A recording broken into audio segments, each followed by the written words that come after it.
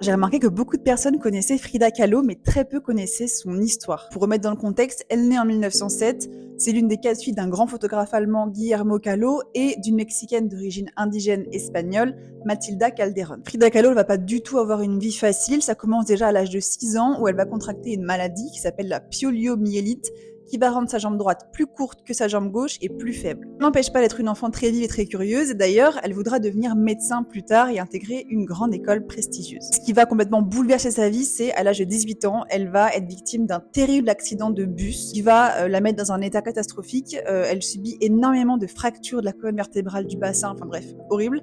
Mais en plus de ça, il y aura une barre métallique qui va traverser en fait littéralement son abdomen. Pendant de nombreux mois, elle va être alitée et finalement toute sa vie, elle va avoir des douleurs chroniques. Et c'est pendant cette convalescence qu'elle va se tourner vers la peinture. Elle va installer en fait un chevalet au-dessus de son lit avec un miroir et c'est comme ça qu'elle va commencer ses premiers autoportraits qui sont remplis de douleur, de résilience. Enfin, c'est assez noir, assez sombre. Et un jour, en 1928, elle fait la rencontre de Diego Rivera, qui est un grand peintre mexicain. Alors, ils ont 21 ans d'écart et c'est seulement un an après leur rencontre qu'ils vont se marier. Ça va être une relation qui va être très tumultueuse. On aura beaucoup d'infidélité, beaucoup de passion, de destruction. Ça va être un peu compliqué comme relation. Cette relation, cette histoire va être une grande source d'inspiration pour ses peintures. Il va même décrire cette relation avec Diego Rivera comme son autre accident. Frida Kahlo, elle est connue pour notamment ses autoportraits qui vont être remplis de surréalisme, de symbolisme et de folklore mexicain. Et ses œuvres vont exploiter des thèmes notamment sur la douleur, la maternité, la féminité. Elle va d'ailleurs être victime de nombreuses fausses couches. Alors Frida, elle défendait beaucoup ses origines, elle était passionnée par la culture mexicaine. Elle portait très souvent des vêtements